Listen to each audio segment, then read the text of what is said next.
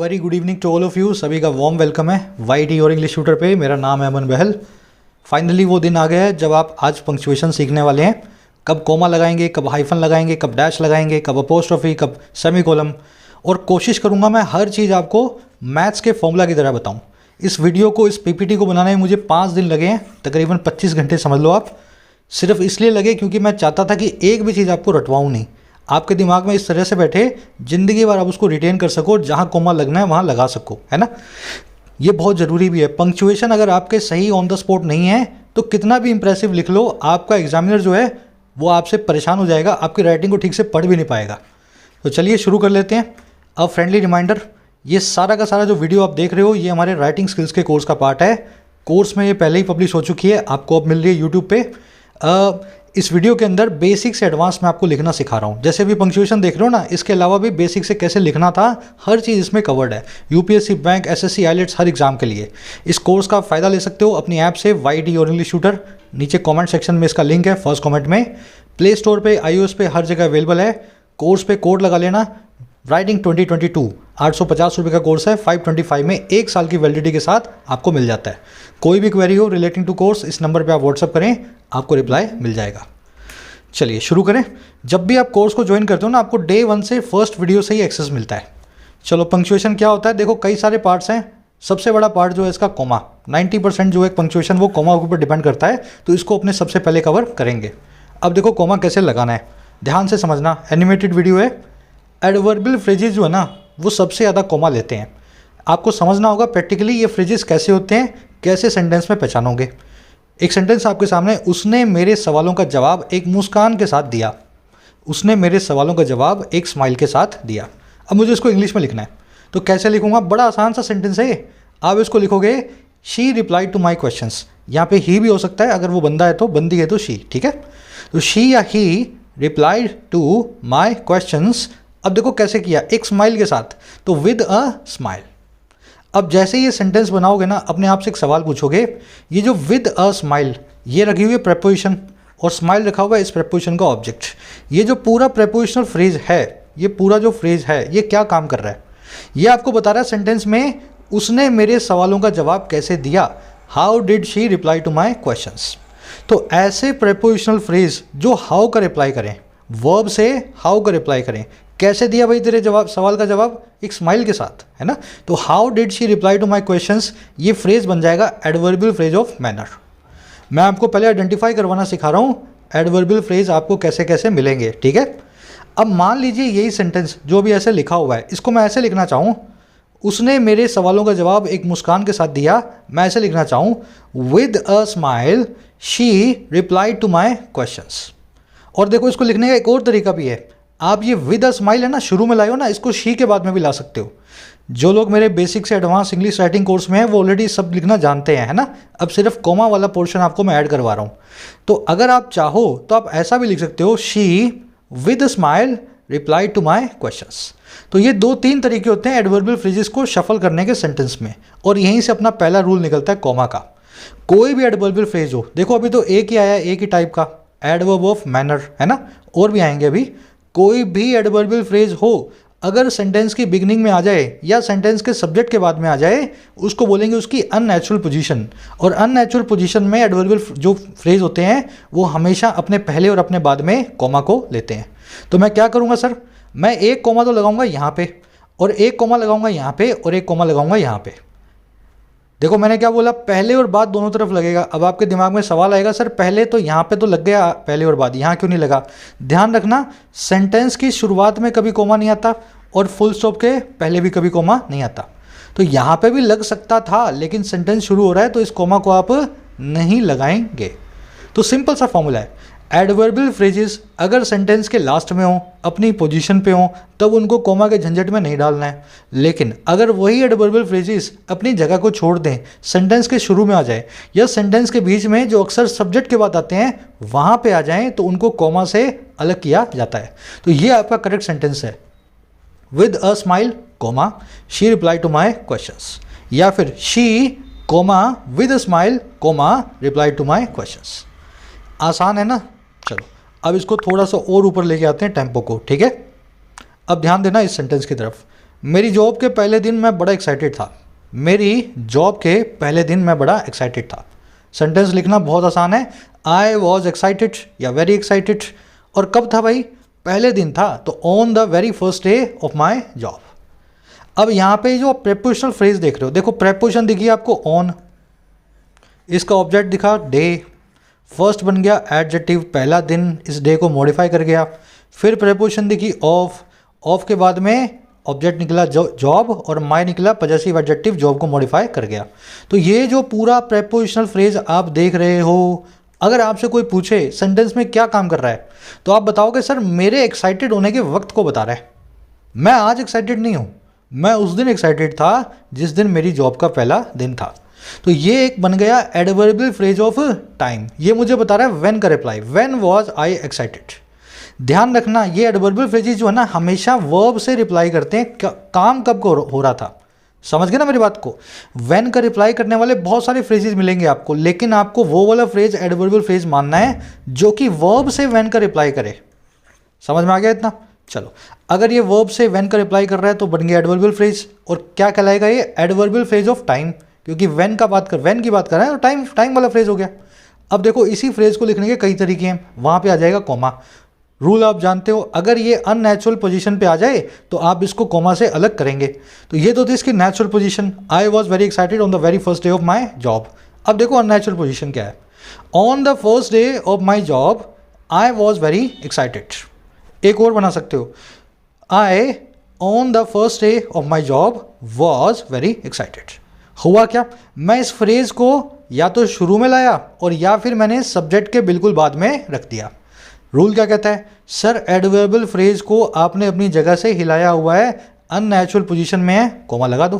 तो एक कोमा आ गया यहाँ पे, शुरू में तो आ नहीं सकता, और यहाँ पे दोनों तरफ आ जाएगा क्योंकि शुरू से नहीं हो रहा है ना, बीच में आ रहा है, तो यहाँ भी कोमा और यहाँ भी कोमा। क्लियर है फंडा दिमाग में? बस यही कोमा का फंडा होता है। और आगे बढ़ेंगे, कोमा के कई रूल्स हैं, मैं आपको ऐसे ही समझाना चाहूँगा एक एक रूल्स को बिल्कुल बेसिक से। इस वीडियो को मेरी बनाने की हिम्मत नहीं हो रही थी क्योंकि इतने सारे इसमें कॉन्सेप्ट्स हैं। फिर मैंने लास्ट में सोचा कि चलो, मैंने एक वीक कोई वीडियो पब्लिश नहीं की है राइटिंग स्किल्स के कोर्स में। एक वीक से मैं 5-5, 4-4 घंटे बैठ के इस वीडियो को बना रहा हूँ ताकि कोमा वाला जो है ना सिस्टम आप ढंग से समझ सको। अपने एग्ज़ाम क्रैक करने के लिए स्टूडेंट्स को मेहनत करनी चाहिए। अपने एग्ज़ाम्स को क्रैक करने के लिए स्टूडेंट्स को मेहनत करनी चाहिए। अब कैसे बनेगा सेंटेंस? तो स्टूडेंट्स को मेहनत करनी चाहिए, तो स्टूडेंट शुड वर्क हार्ड। मेहनत करना मतलब हार्ड वर्क करना है ना, तो स्टूडेंट शुड वर्क हार्ड। अब देखो क्यों करना है? अपने एग्जाम को क्रैक करने के लिए।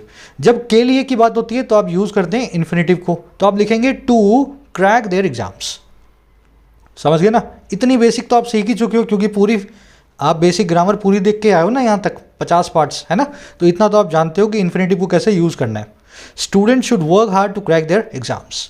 अब ये थी सर इसकी नेचुरल पोजीशन, ठीक है।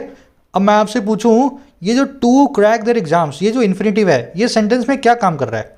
सर ये वर्ब से वाई का रिप्लाई कर रहा है। स्टूडेंट्स को हार्डवर्क क्यों करना चाहिए? अपने एग्जाम्स को क्रैक करने के लिए। Why should students work hard to crack their exams. जो एडवर्बियल फ्रेज इन्फिनेटिव से बनने वाला हो और वाई का रिप्लाई कर दे सेंटेंस के अंदर, वो कहलाता है adverbial prepositional phrase of reason. इसको आप प्रीपोजिशनल फ्रेज भी बोल सकते हो और इन्फिनेटिवल फ्रेज भी बोल सकते हो। एक्चुअल में ये प्रीपोजिशनल नहीं है, इन्फिनेटिवल ही है ये, ठीक है ना, ये इन्फिनेटिव है, तो ये बन गया इन्फिनेटिवल। इन्फिनेटिवल ज़्यादा टेक्निकलिटी में नहीं जाएंगे, अपने को बेसिक जो समझना है प्रैक्टिकली क्या होता है। तो प्रैक्टिकली सर ये पूरा का पूरा जो फ्रेज है इन्फिनेटिवल फ्रेज है और रीजन की बात कर रहा है, सेंटेंस में वर्ब से वाई का रिप्लाई कर रहा है, तो फिर से ये बन गया एडवर्ब ऑफ रीजन। तो क्या करेंगे? पहले नेचुरल पोजीशन में कोई कोमा नहीं लगाया, लेकिन अननेचुरल पोजीशन में क्या कर रहा हूँ, शुरू में ले आया। To crack their exams student should work hard, या फिर students to crack their exams should work hard. दोनों ही पोजीशन अननेचुरल पोजीशन है, कोमा से अलग कर दो, सेंटेंस आपका रेडी। अब मैं एक दो सेंटेंसेस और करवाऊंगा आपकी प्रैक्टिस के लिए, फिर नेक्स्ट कॉन्सेप्ट पे बढ़ने वाले हैं अपने कोमा के, ठीक है। 5 कॉन्सेप्ट है मोटे मोटे अपने पास। आ जाओ नेक्स्ट पे।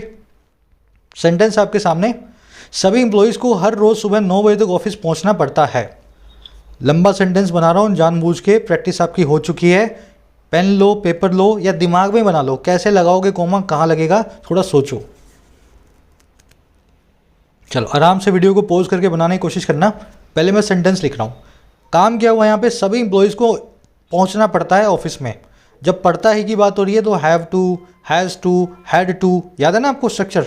तो सभी इंप्लॉइज मतलब all employees have to reach office. Reach एक ऐसी वर्ब है जहाँ पे जिसके बाद में टू कभी भी नहीं लगाया जाता, तो रीच टू ऑफिस कभी भी नहीं लिखेंगे। जानते हैं ना, रीच वर्ब अपने बाद कभी प्रेपोजिशन नहीं लेगी। तो all employees have to reach office. अब देखो कब पहुंचना पड़ता है, सुबह 9 बजे हर रोज, तो एट 9, सुबह 9 बजे तक है ना, तो by 9 PM every day.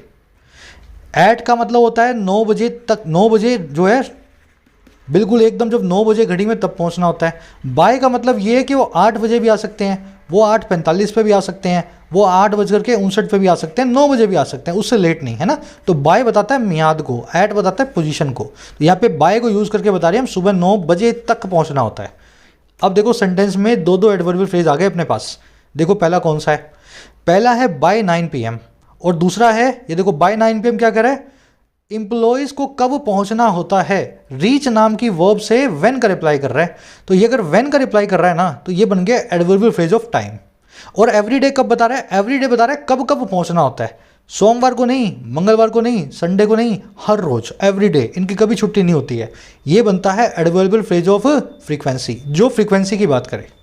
Basic में मैं आपको सारी एडवर्ब्स करवा चुका हूँ, प्लेस की, टाइम की, फ्रीक्वेंसी की, मैनर की, रीजन की, ये सारी 5-6 टाइप की एडवर्ब्स होती हैं जिनको एक एक करके अपने देख रहे हैं। तो कुल मिला के बात ये है सर कि इस सेंटेंस में एक नहीं बल्कि दो दो एडवर्बियल फ्रेजेज हैं।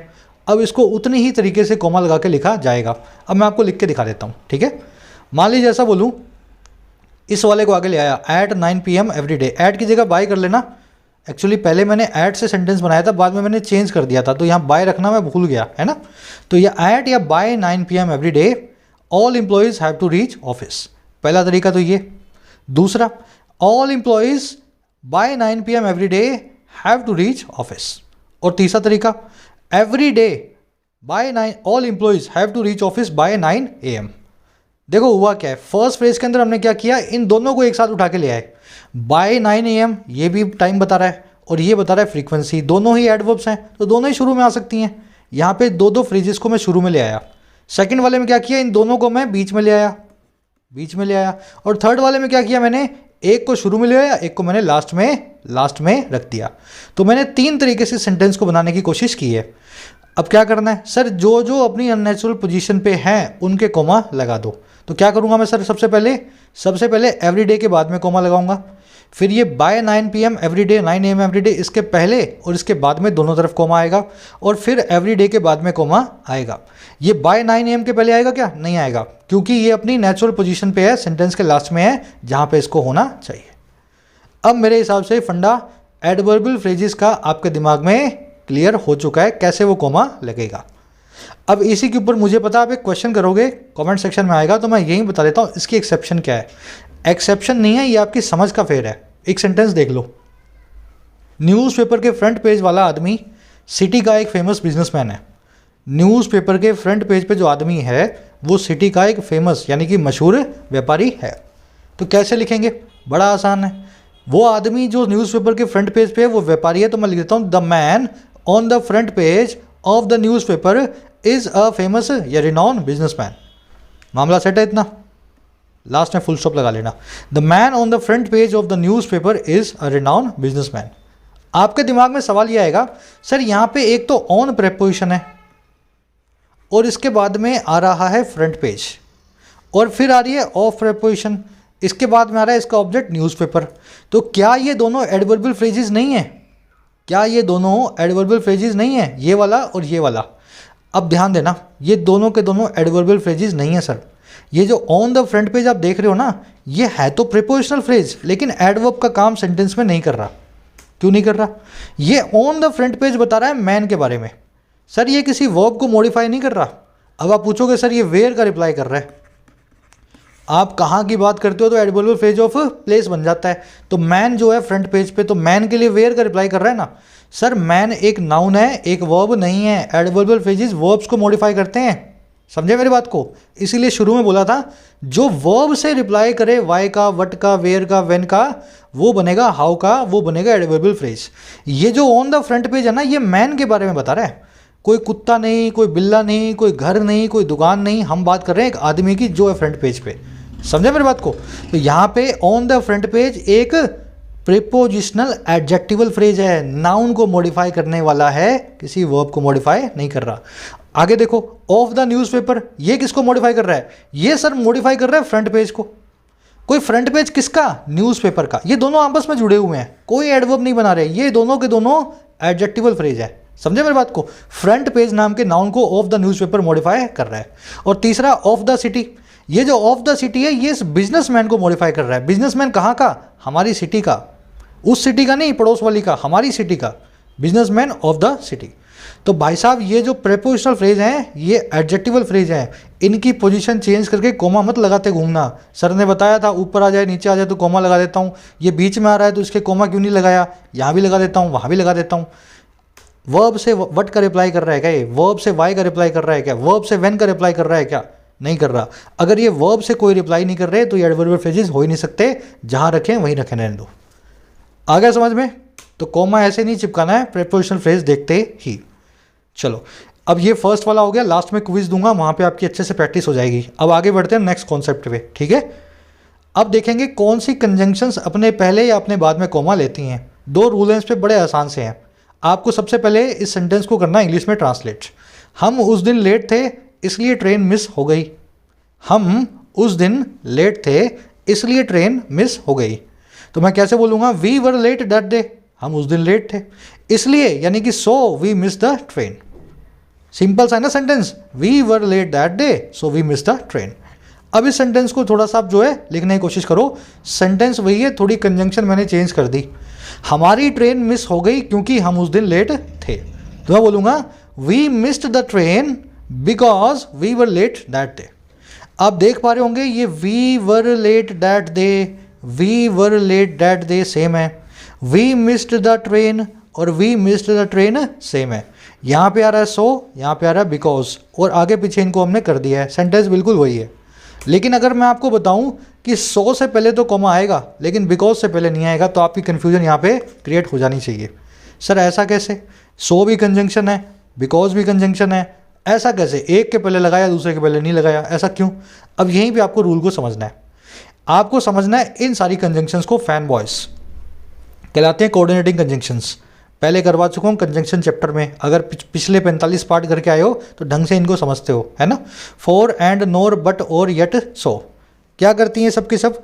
सर ये बहुत कुछ करती हैं, लेकिन इनकी खासियत है जो हमें याद रखनी है कोमा के मामले में, ये जब जब आएंगी सेंटेंस में अपने पहले कोमा लेंगी। बस सिंपल सा रूल है। फैन बॉयज कंजंक्शन जो कि कोऑर्डिनेटिंग कंजंक्शन होती हैं, ये जब जब आएंगी अपने पहले कोमा लेंगी। इसका रीज़न भी बता दूंगा अभी, आप में से बहुत लोग समझ नहीं पाओगे, चलो समझा देता हूँ मैं। इसका रीज़न सिंपल सा है सर, ये कोऑर्डिनेटिंग क्लोज को जोड़ती हैं। जब दो इंडिपेंडेंट कोऑर्डिनेटिंग क्लोज एक दूसरे से कोऑर्डिनेट करने वाले इंडिपेंडेंट क्लोज मिल रहे हैं तो वो कोमा लगा करके एक दूसरे को रिस्पेक्ट देते हैं। इनके अलावा जो दूसरी कंजंक्शंस है, जैसे यहाँ बिकॉज आई हुई है, दो आई होती, अगर कोई ऐसी कंजंक्शन होती उसके बाद वाला क्लोज डिपेंडेंट क्लोज होता है, इसको कोमा की ज़रूरत नहीं है। तो ये इंडिपेंडेंट क्लोजेस को मिलाती हैं और इंडिपेंडेंट क्लोजेस हमेशा एक दूसरे को कोमा से रिस्पेक्ट देते हैं। ये इनका छोटा सा जो है लॉजिक है। अब प्रैक्टिकली बनाते हैं सेंटेंस को, ठीक है? इस कॉन्सेप्ट को मान लीजिए जैसा बोलें, ये पूरा आपके सामने मैं लिख रहा हूँ पूरा रूल। अगर क्लोज 1 लिखा हो और बीच में कंजंक्शन आई हो, फिर क्लोज 2 हो, तो बीच वाली कंजंक्शन अगर फैन बॉयज हो तो आपको जो है कोमा देना है। अगर फैन बॉयज कंजंक्शन ना हो, कोई और कंजंक्शन हो, तो आपको कोमा नहीं देना, ठीक है? ये रूल आपके सामने मैंने लिख दिया। अब सेंटेंसेस बनाएंगे। सलोनी की आवाज़ अच्छी है लेकिन उसे सिंगिंग करना पसंद नहीं है। मतलब आवाज़ तो मीठी है लेकिन सिंगिंग करना उसको अच्छा नहीं लगता। तो सलोनी की आवाज़ मीठी है तो सलोनी की आवाज़ मीठी है, Saloni has a good voice या स्वीट वॉइस, है ना? लेकिन but doesn't like to sing. यहाँ पे बट के बाद में हमने एक दूसरा क्लोज जोड़ दिया है जिसका सब्जेक्ट सलोनी ही है। दूसरी बार सलोनी हमने यहाँ पे नहीं लिखा। समझ गए इतनी बात? Saloni has a good voice, but यहाँ पे सलोनी अंडरस्टूड है, Saloni doesn't like to sing. एक ही सब्जेक्ट 2 बार आ रहा है तो बीच में हमने क्या किया? दूसरे वाले को ओमिट कर दिया। अब देखो इसी सेंटेंस को अगर ऐसे लिखा जाए, Saloni has a good voice but she doesn't like to sing. अगर आप ध्यान से देखोगे तो पहले केस में कोमा नहीं लगेगा, दूसरे केस में कोमा लगेगा। अब आप बोलो सर बट कंजंक्शन है, फैन वॉइस कंजंक्शन है, तो मैंने दोनों जगह कोमा क्यों नहीं लगाया? फिर आ जाओ रूल के ऊपर। रूल समझ लो, पीछे जा रहा हूँ, ठीक है। रूल ये कहता है कि इंडिपेंडेंट क्लोज बाद में भी होना चाहिए, पूरा क्लोज सब्जेक्ट और वर्ब का पेयर, और सब्जेक्ट और वर्ब का पेयर पहले भी होना चाहिए। टेक्निकली चलो आप मुझे बताओ, इस पहले वाले केस में क्लोज बन रहा है क्या बाद में बट के? वर्ब तो है, सब्जेक्ट नहीं है। आप बोलोगे सर सब्जेक्ट तो अंडरस्टूड है, मान लिया अंडरस्टूड है, लेकिन लिखा हुआ है क्या? यहाँ नहीं लिखा हुआ। अगर बट कंजंक्शन के बाद में, फैन वॉइस कंजंक्शंस के बाद में भी क्लोज ना लिखा हो, सब्जेक्ट ओमिटेड हो या वर्ब ओमिटेड हो किसी भी ग्रामर रूल की वजह से, तो ये सारी की सारी फैन बॉय कंजंक्शन भी कोमा को ट्रिगर नहीं करती हैं। रूल यही है, फैन बॉय के पहले भी क्लोज होना चाहिए फुल क्लोज, फैन बॉय के बाद में भी क्लोज होना चाहिए फुल क्लोज। अगर फुल क्लोज है तभी कोमा आएगा, नहीं तो कोमा नहीं आएगा। बढ़े आगे, चलो अब इसको एक लेवल और ऊपर लेके आता हूँ मैं। आराम से ब्रेक ले लेना, मैं भी ब्रेक ले लेके बना रहा हूँ वीडियो को, है ना, लंबी वीडियो है, आधे पौने घंटे की। अपराधी समझदार और पढ़ा लिखा था, फिर भी उसने अपराध की ज़िंदगी को चुना। अपराधी समझदार और पढ़ा लिखा था, फिर भी उसने अपराध की ज़िंदगी को जो है चुना। तो मैं लिखूंगा अपराधी पढ़ा लिखा और समझदार था, तो the criminal was intelligent and educated. Intelligent मतलब समझदार और एजुकेटेड मतलब पढ़ा लिखा। और फिर भी को क्या बोलेंगे? फिर भी को बोलेंगे yet he chose a life of crime. ठीक है, येट कौन सी है sir? Yet fan boy conjunction है, तो क्या करना? कुछ भी नहीं करना, कोई पंगे नहीं लेने, कोमा लगाओ। The criminal was intelligent and educated yet he chose a life of crime. Set है इतना मामला? बस अब आप इसको पकड़ चुके हो, फैन बॉय कंजंक्शन का मामला कैसे बैठेगा। एक सेंटेंस और बना लो। आइंस्टीन जब स्कूल में था मैथ्स में स्ट्रगल किया करता था। आइंस्टीन जब स्कूल में था मैथ्स में स्ट्रगल किया करता था। कैसे बनाएंगे? Einstein used to struggle with mathematics when he was in school या while he was in school. जब की बात होती है तो व्हेन और व्हाइल को दोनों को यूज़ किया जाता है, लेकिन अगर इनके बाद में कंटिन्यूस टेंस हो तो सिर्फ व्हाइल यूज़ होगा, व्हेन को यूज़ नहीं करेंगे। While I was doing that, तो यहाँ पे when I was doing that नहीं आएगा। अगर कंटिन्यूस टेंस आ जाए, जब की बात कर रहे हो, व्हेन और व्हाइल दोनों यूज़ हो जाते हैं, लेकिन अगर बाद में कंटिन्यूस टेंस हो उस केस में सिर्फ व्हाइल यूज़ होता है, व्हेन यूज़ नहीं होता। कोई और टेंस हो तो बिंदास दोनों में से किसी भी कंजंक्शन को आप यूज़ कर सकते हैं। आगे समझ में? अब मुझे बता दो, क्या व्हेन या व्हाइल जो भी लगाना चाह रहे हो फैन वॉइस है या नहीं? सर फैन वॉइस तो नहीं है, तो पंगे क्यों लेने हैं? No comma, there will be no comma. Einstein used to struggle when या while he was in school. बढ़े आगे, चलो। अब कहीं कहीं आपको न्यूज़पेपर्स में ना कोमा लगे हुए मिलेंगे, फिर आप मुझे फ़ोटो भेजोगे टेलीग्राम पे, सर ये कोमा कैसे आ गया? देखो मेरे पास गारंटी सभी की तो नहीं ले सकता मैं क्यों आ गया, लेकिन जिन्होंने ढंग से ग्रामर पढ़ी है, जो अच्छे एडिटर्स हैं, अच्छे न्यूज़पेपर आप पढ़ोगे, वहाँ पे ये आपको रेयरली मिलेगी ग्रामेटिकल मिस्टेक्स। और फिर भी ग्रामेटिकल मिस्टेक्स तो अनअवॉइडेबल होती हैं, इवन मेरी पीपीटीज में भी आपको मिल जाएंगी, क्योंकि गलतियां हो जाती हैं, है ना। तो गलती ही हुई है, रूल आप समझ चुके हो, ये रूल ब्रेक आप कभी भी नहीं करोगे। बढ़े आगे, कहीं गलती मिल जाए तो परेशान मत हुआ करो, आप रूल समझ चुके हैं ना, अपने आप पे विश्वास रखा करो। हमारे स्टेशन पहुंचने से पहले ट्रेन जा चुकी थी, हमारे स्टेशन पहुंचने से पहले ट्रेन जा चुकी थी, तो ट्रेन जा चुकी थी, द ट्रेन हैड लेफ्ट। और कब? Before we reached the station. अब मुझे बता दो, बिफोर फैन वॉइस है या नहीं? प्रैक्टिस करवा रहा हूँ मैं, नहीं है। अगर नहीं है तो कोमा का पंगा नहीं पड़ेगा। The train had left before we reach the station without comma. बढ़े आगे कंजंक्शन के, अब नेक्स्ट रूल पे आ जाओ, थोड़ा सा और इससे एडवांस्ड है। रूल पहले समझ लो। देखो पहले क्या हुआ था, क्लोज 1 और क्लोज 2 के बीच में कंजंक्शन आ रही थी, तब हम देखते थे फैन वॉइस। देखते थे कि नहीं देखते थे? बीच वाली कंजंक्शन कौन सी है? फैन वॉइस है या नहीं? अगर वो है तो कोमा लगा देंगे, अगर वो नहीं है तो कोमा नहीं लगाएंगे। लेकिन इस केस में क्या कर रहे हैं, अपने बीच में कंजंक्शन रख ही नहीं रहे। कंजंक्शन शुरू में आ रही है, फिर क्लोज आ रहा है और फिर क्लोज 2 आ रहा है। क्या करना है इसमें? कुछ नहीं करना, कोई रूल नहीं लगाना। क्लोज 1 और क्लोज 2 के बीच में कोमा लगेगा ही लगेगा, चाहे कोई भी कंजंक्शन हो। आ गया समझ में? कंजंक्शन की पोजीशन मिड में से सेंटेंस की शुरुआत में आ चुकी है। अगर दोनों क्लोजेस के पहले कोई भी कंजंक्शन हो, आपको बीच में कोमा लगाना ही है, बिना किसी रूल को फॉलो ज़्यादा याद किए। ठीक है, अब बना के देखते हैं सेंटेंस को। मान लीजिए सेंटेंस ऐसा हो, आइंस्टीन जब स्कूल में था मैथ्स में स्ट्रगल किया करता था। आइंस्टीन जब स्कूल में था मैथ्स में स्ट्रगल किया करता था। कैसे बनाए भाई? वही सेंटेंस है। व्हाइल या when he was in school Einstein used to struggle with mathematics. ठीक है, अब देखो सेंटेंस तो वही है, लेकिन ये पहला वाला क्लोज में शुरू में ले आया, कंजंक्शन शुरू में आ गई, ये वाला रूल ट्रिगर हो गया। पहले तो हमने कोमा नहीं लगाया था जब ये क्लोज बाद में था, है ना, वाइल और वट को देख करके हमने कोमा नहीं लगाया था। लेकिन अब कंजंक्शन के शुरू में आ जाने की वजह से हमेशा कोमा लगना ही है, ये लग गया कोमा। सेट है मामला इतना। चलो आगे बढ़ो। हमारे स्टेशन पहुंचने से पहले ट्रेन जा चुकी थी, वही सेंटेंस है। Before we reach the station the train had left. मैंने उल्टा पुल्टा कर दिया है ना दोनों क्लोजेस को। जैसे ही मैंने शफल किया कंजंक्शन शुरू में आ गई सर, रूल ट्रिगर हो गया है, यहाँ पे कोमा लगेगा। बढ़े आगे, सिंपल है ना। चलो एक और बना लेते हैं। हमारे स्टेशन, ये फिर से आ गया क्या वही, चलो इसको अपने स्किप कर देते हैं, ठीक है। अब आ जाओ कोमा के तीसरे पोर्शन पे रिलेटिव प्रोनाउंस के साथ। ये बड़ा आसान है। आसान क्यों है? इसमें कुछ याद ही नहीं करना, सिर्फ एक चीज़ याद रखनी है कि रिलेटिव प्रोनाउन बहुत सारे हैं, ये सारे के सारे रिलेटिव प्रोनाउंस हैं। देखते जाओ, who, whom, whose, whomever, by whom, to whom, for whom, which, whichever, by which, for which, to which, है ना, और दैट। जितने भी रिलेटिव प्रोनाउंस हैं, जितने भी आपने मेरे साथ अभी तक सीखे हैं, सिर्फ एक यही रिलेटिव प्रोनाउन है जो कोमा अपने पहले और अपने बाद में नहीं लेता। बस समझ गए इतना सा रूल। दैट नाम का रिलेटिव प्रोनाउन ना पहले ना बाद में कोमा लेगा। इसके अलावा कोई रिलेटिव प्रोनाउन की हिम्मत ही नहीं है जो बिना कोमा के आ जाए। बस इतना सा रूल है। अब इस रूल को अपने लगा के देखते हैं सेंटेंसेस के ऊपर। आरबीआई की जो बैंकिंग रेगुलेटरी, आरबीआई जो कि बैंकिंग रेगुलेटर है, इंटरेस्ट रेट्स को रेगुलेट करता है। आरबीआई जो कि बैंकिंग रेगुलेटर है, इंटरेस्ट रेट्स को रेगुलेट करता है। तो क्या करूंगा मैं, द आरबीआई, द लगाया, सरकारी संस्था है ना, द आरबीआई जो कि बैंकिंग रेगुलेटर है, which is the banking regulator. क्या लिखूंगा आगे, इंटरेस्ट रेट्स को रेगुलेट करता है, रेगुलेट्स द इंटरेस्ट रेट्स। ये विच क्यों लगाया, प्रॉपर नाउन है सर, प्रॉपर नाउन अपने बाद में विच लेगा, अगर इंसान है तो हु लेगा, तो ये इंसान तो है नहीं तो उसको हमने विच दिया हुआ है। प्रॉपर नाउन्स के बाद में कभी भी दैट नहीं आता।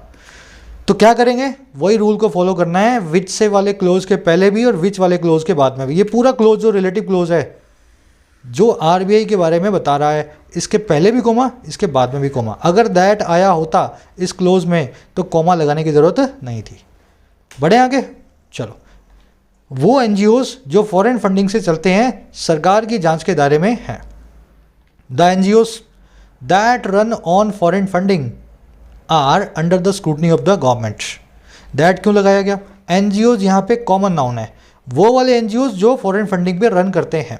अगर एनजीओ का नाम दिया होता, कोई भी नाम होता, आपने बहुत सारे एनजीओ नाम सुने होंगे ना, अगर कोई एनजीओ का पर्टिकुलर नाम होता तो दैट की जगह विच आता, लेकिन एनजीओ का नाम नहीं दिया गया तो हमें दैट नाम के रिलेटिव प्रोनाउन को यूज़ करना है, ठीक है। पर लेकिन फॉर्मूला ये कहता है कि रिलेटिव प्रोनाउन दैट आएगा तो ना पहले ना बाद में कोमा लेगा। ये दोनों कोमा को आप यहाँ पे नहीं रख सकते। डोनाल्ड ट्रंप जिनकी पॉपुलैरिटी बढ़ती जा रही है, अगले इलेक्शन में खड़े होने वाले हैं।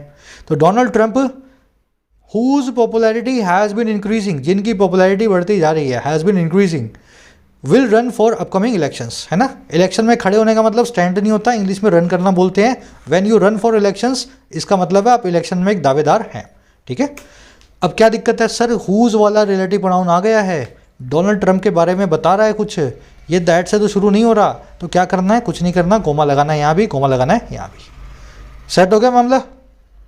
चलो अब आ जाओ नेक्स्ट पोर्शन पे, पार्टिसिपल्स के कैसे कोमा लगाया जाए। देखो ये भी आसान है, एक छोटा सा रूल आपको पकड़ लेना है। सिर्फ वही पार्टिसिपल इंग्लिश में कोमा लेते हैं जो नॉन इसेंशियल इंफॉर्मेशन रखते हों। इसको एग्जांपल से समझते हैं। देखिए पार्टिसिपल है अपने पास प्रेजेंट, पास्ट और परफेक्ट। अब मैं यहाँ पे पार्टिसिपल बनाना आपको नहीं सिखाऊंगा क्योंकि बेसिक ग्रामर में सिखा चुका हूँ। प्रेजेंट पार्टिसिपल होता है वर्ब की ING form, past participle verb की थर्ड फॉर्म और परफेक्ट पार्टिसिपल हैविंग प्लस में वर्ब की थर्ड फॉर्म। ये इनकी एक्टिव फॉर्म्स हैं। वैसे ही इनकी पैसिव फॉर्म्स भी होती हैं, प्रेजेंट पार्टिसिपल की, परफेक्ट पार्टिसिपल की, पास्ट पार्टिसिपल की कोई एक्टिव कोई पैसिव नहीं होती, सेम ही होती है V3। तो ये 5 हो गए, 2 ये और 1 ये।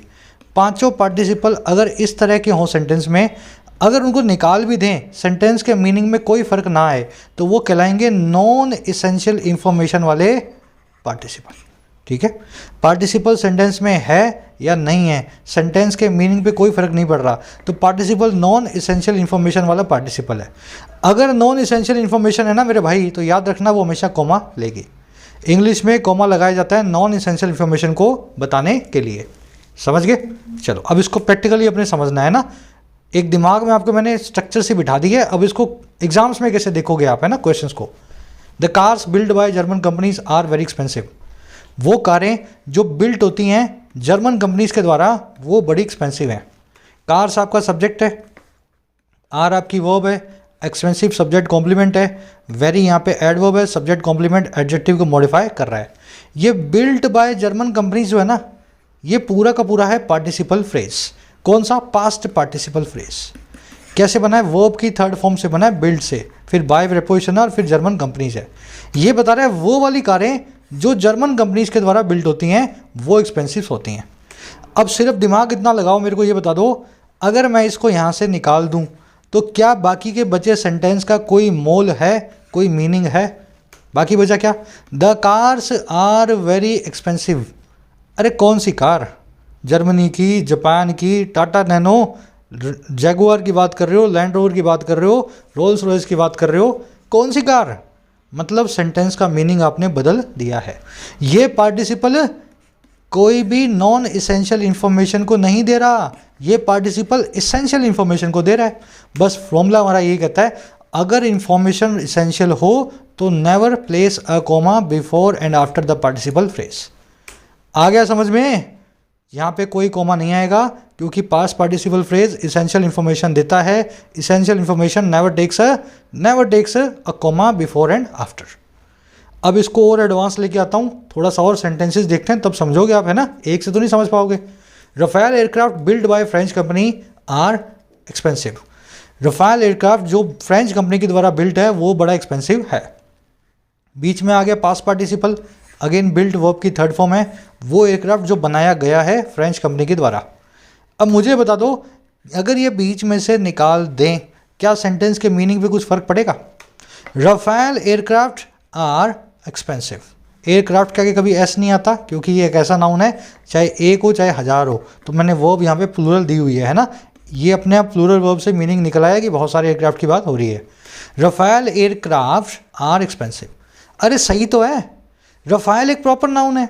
जैसे ही रफेल मुझे पता लगा, अब मुझे ये क्यों बताते हो तुमने फ्रेंच कंपनी का है, बिल्ड किया हुआ है, एडिशनल इंफॉर्मेशन है तो, this is non essential information.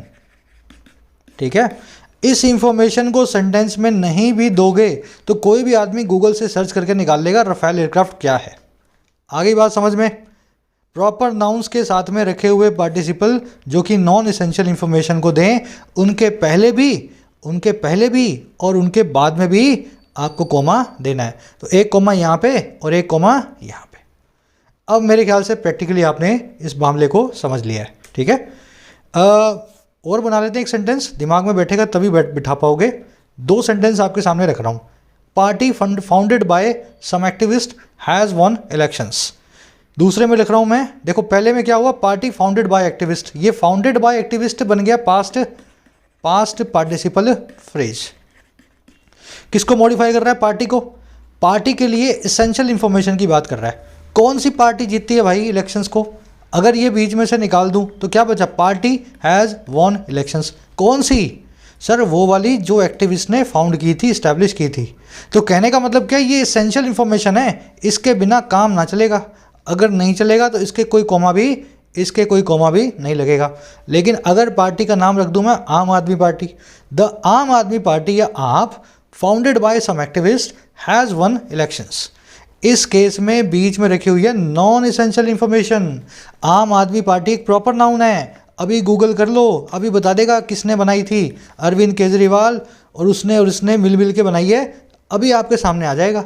तो ये जो नॉन एसेंशियल इंफॉर्मेशन है ना बीच वाली, जो कोई भी गूगल पे सर्च कर सकता है, ये आपके लिए एक कॉमा लगा करके ही आएगी। तो क्या करेंगे भाई, एक कॉमा यहाँ और एक कॉमा यहाँ। अब मेरे ख्याल से ये वाला हो गया होगा क्लियर, है ना दिमाग में? नोट्स बना लेना, नीचे मेरे नोट्स भी रखे हैं। अगर एक बार देख लिया आपने ज़िंदगी में नोट्स को, आपको दिक्कत नहीं आनी चाहिए कॉमा के मामले में। अब देख लो पार्टिसिपल का एक और एस्पेक्ट भी। कुछ ऐसे पार्टिसिपल्स होते हैं जो कि काम को बताते हैं, वो किसी इंफॉर्मेशन को नहीं देते तो है इंफॉर्मेशन, लेकिन एडजेक्टिव बन के नहीं, एक काम को बता के। जैसे she cracked all her exams using her knowledge, और इसको देखो, using her knowledge she cracked all her exams. ठीक है, चाहे तो मैं इसको बाद में रख दूं यूजिंग हर नॉलेज को, चाहे मैं इसको पहले रख दूं यूजिंग हर नॉलेज को। ये दोनों ही केस में प्रेजेंट पार्टिसिपल साइमल्टेनियस एक्शन। उसने एग्जाम्स को कैसे क्रैक किया? अपनी नॉलेज को इस्तेमाल करते हुए। मैं खाना खाते हुए टीवी देख रहा था, टीवी देखते हुए गाना सुन रहा था, गाना सुनते हुए पढ़ाई कर रहा था। वो नॉलेज को यूज़ करते हुए एग्ज़ाम्स को क्रैक करके आई। ये नॉलेज को यूज़ करते हुए जो काम हो रहा है ना वर्ब के आईएनजी फॉर्म से, ये है PPSA। अच्छे से आप जानते हो, बेसिक कर चुके हो। याद रखना, ये जो काम को बताने वाले पार्टिसिपल होते हैं ना, ये हमेशा अपने पहले और अपने बाद में कॉमा लेते हैं। इसका रीज़न सिंपल सा है, इन पार्टिसिपल को कॉमा लगा करके आप अलग कर देते हो, क्योंकि आप बताना चाह रहे हो कि ये काम को बता रहा है, एग्ज़ाम नहीं है यूज़ करने वाला नॉलेज को। अगर ये कॉमा ना लगाऊं तो क्या बन जाएगा? एग्ज़ाम से जो नॉलेज को यूज़ करते हैं उसने उनको क्रैक किया। समझे मेरी बात को?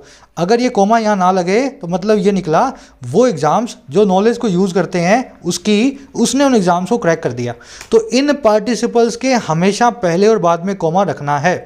इनको चाहे शुरू में ले आओ चाहे लास्ट में ले आओ, कॉमा तो साहब आएगा। मामला सेट है इतना।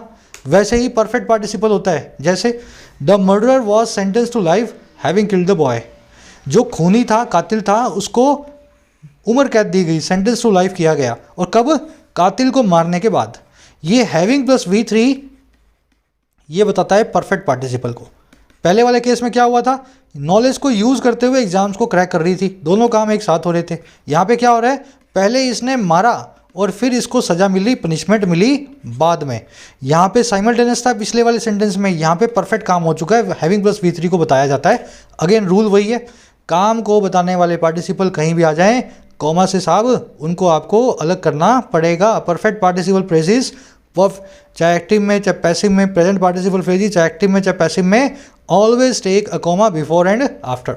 इसको ऐसा भी लिख सकते थे आप, the murderer having killed the boy was sentence to life. ये सब्जेक्ट के बाद में भी आ सकते हैं और कॉमा को ले सकते हैं, कोई दिक्कत नहीं है। लगाना चाहो तो वहाँ भी पहले और बाद में कॉमा लगा सकते हो। क्लियर हो गया मामला? चलो अब ये लास्ट करवा रहा हूँ कॉमा का अपोजिटिव्स। इसके बाद में एक बचता है। अगर तो वीडियो की लेंथ बहुत लंबी लगी तो मैं नेक्स्ट वीडियो में डाल दूंगा। मुझे पता है आप में से पेशेंस बहुत लोगों का इतना नहीं है ना, मेरे जितना। अगर नहीं लंबी हुई तो मैं वो वाला कॉन्सेप्ट भी ले लूँगा, फिर ये पूरा आपका कॉमा वाला पूरा हो जाएगा। फिर नेक्स्ट लेना है अपने को apostrophe, hyphen, column, semi column, वो एक ही वीडियो में सब आ जाएंगे आधे घंटे के अंदर। मेरे हिसाब से मैं उनको कवर करवा दूंगा आपको, ठीक है। अपोजिटिव क्या होते हैं पहले समझो। आपसे किसी ने बोला her brother Salim is a doctor, उसका भाई जो सलीम है ना वो एक डॉक्टर है। आपने बहुत बार सुना होगा her brother Salim is a doctor, लेकिन आपकी कन्फ्यूजन होगी इसमें। कन्फ्यूजन कैसे? कभी कभी आप हर ब्रदर सलीम इसके पहले और बाद में कॉमा देखोगे, और कभी कभी आप बिना कॉमा के देखोगे her brother Salim is a doctor. ये दोनों ही सही होते हैं, कॉमा लगा तो भी ठीक, कॉमा नहीं लगा तो भी ठीक, लेकिन दोनों का मीनिंग अलग अलग है। अब देखो कैसे। यहाँ पे डॉक्टर कौन है? उसका भाई है। भाई का नाम क्या है? सलीम। यही होता है ना, her brother with whose name is Salim is a doctor, ऐसा समझ लो, ऐसा भी कह सकते हैं ना। यहाँ पे भी वही है, उसका भाई सलीम इज एक डॉक्टर है। लेकिन पहले वाले केस में क्या है? उसका सिर्फ एक ही भाई है। अगर आप कॉमा लगा रहे हो ना तो आप बता रहे हो Salim is the non essential information, मतलब सुनने वाले को ये पता है। या फिर कॉमा लगा करके आप ये बताना चाह रहे हो उसका एक ही भाई है। बड़े भाई जब उसका भाई एक है तो फिर सलीम के सलीम लिखने की ज़रूरत ही नहीं है, समझो उसका एक ही भाई है। आप सीधे ही बोल दो ना उसका भाई एक डॉक्टर है। सलीम का नाम लिखा ना, ये सलीम बीच में नॉन एसेंशियल इंफॉर्मेशन बन गया ऐसी लड़की के लिए जिसका भाई एक है। लेकिन मान लो उसके 5 भाई थे, अब उस केस में क्या करेंगे? आपको सलीम के कॉमा नहीं लगाना। सलीम एसेंशियल इंफॉर्मेशन बता रहा है, पीटर नहीं, एडम नहीं, अमन नहीं, सलीम जो है ना उसका भाई वो एक डॉक्टर है। आई बात समझ में? दोनों केसेस अलग हैं। कोमा लगाया तो इसका मतलब क्या है? Salim is non essential information. Reader को पहले से पता है कि उसका एक ही भाई है। कोमा लगा करके आप क्या बता रहे हो? हाँ, उसका एक ही भाई है जिसका नाम है सलीम। चाहे बीच में से सलीम को निकाल दो तो भी उसका एक ही भाई रहने वाला है जो कि एक डॉक्टर है। लेकिन दूसरे केस में कोमा इसलिए नहीं लगाया, उसके 5 भाई हैं, मैंने नाम लिख दिया जो डॉक्टर है। ये एसेंशियल इन्फॉर्मेशन है। एसेंशियल इन्फॉर्मेशन कभी कोमा नहीं लेती, ना पहले ना बाद में। क्लियर हो गया मामला इतना? चलो अब यहाँ पे रैपअप करेंगे आज के सेशन को। इसको आप एक बार थोड़ा सा रिवीजन कर लेना भाई, अच्छे से आ जाएंगे। एकदम मैथ्स के फॉर्मूला की तरह आपको बताया। आप कोई भी किताब उठा लो ना, आपको किताबें रखी होंगी, नेट पे रखी होंगी, बहुत सारी बुक्स रखी हैं, बहुत सारी वीडियोस हैं। फॉर्मूलाज की तरह इसको सीखना वही सिखा सकता है जिसने खुद भी सीखा हो ऐसे। तो मेरी तो बहुत सालों की मेहनत है, अपने डायरी के नोट्स हैं उनको निकाल निकाल करके आपके लिए वीडियोस बना रहा हूँ मैं, है ना। जैसे मैंने सीखा है उसी तरीके से आपको सिखा रहा हूँ। अगर सीखने को मिला है तो इसकी रिस्पेक्ट करना, इस वीडियो को एक बार अपना रिवीजन जरूर देना। जिंदगी में कोमा पे कभी भी नहीं फंसोगे। कोमा के 2 कॉन्सेप्ट और बचते हैं लेकिन बहुत इंपॉर्टेंट नहीं है। इसके नेक्स्ट वीडियो में पहले उनको लूँगा और उसके बाद में मैं अपोस्ट्रोफी, कॉलम, सेमीकोलम और हाइफन को लेने वाला हूँ, ठीक है। अब ये आपका क्विज, 3 क्वेश्चंस हैं, जगह जगह इन पे कोमा लगना चाहिए था जो मैंने निकाल दिए हैं। अब आपने सब कुछ सीख लिया है, अप्लाई करो अपनी सारी नॉलेज, इस जगह कहाँ कहाँ आपको कोमा लगना है ना। मैं आपको आंसर्स दिखा रहा हूँ और ज़रूर से पहले खुद से करके देखो, करोगे तभी आप आंसर से मैच करके कुछ फ़ायदा उठा सकोगे। ये आपके आंसर्स हैं। ज़रूर बताना कितने कोमास आपको सही जगह पे मिले। आउट ऑफ कितने हैं ये, 1 2 3 4 5 6 7 8 कोमा है ना, शायद 9 या 10 कोमा है। तो आउट ऑफ 8 या 10 कितनी जगह पे आपने सही कोमा लगाया, और जहाँ गलत लगाया उसको माइनस कर लेना। आउट ऑफ 10 अपना स्कोर ज़रूर से बताना। मुलाकात होगी नेक्स्ट वीडियो में। जो लोग राइटिंग स्किल्स के कोर्स में हैं, अभी नेक्स्ट एक्सरसाइज आपको मिलेगी जहाँ पे अपने इनको सॉल्व करने वाले हैं, कहाँ कहाँ पे कोमा क्यों क्यों लगना चाहिए था। तो आपको ऐप पे नेक्स्ट वीडियो अभी मिल जाएगी। कोई भी क्वेरी हो कोर्स रिलेटेड, अगर आपको बिल्कुल बेसिक से सीखना चाहते हो, जैसे अभी सीख रहे हो ना आप, ये पार्टिसिपल हर चीज़ हम बेसिक से ही अपने कोर्स में कवर करते हैं, बिल्कुल शुरू से कैसे इंग्लिश लिखना है। तो आप इस नंबर पर व्हाट्सअप करें, आपको रिप्लाई मिल जाएगा, कैसे कोर्स को ज्वाइन करना है, पूरा प्रोसेस आपको समझा दिया जाएगा। अंटिल देन एक लाइक और एक शेयर जरूर से दे वीडियो को। Signing out.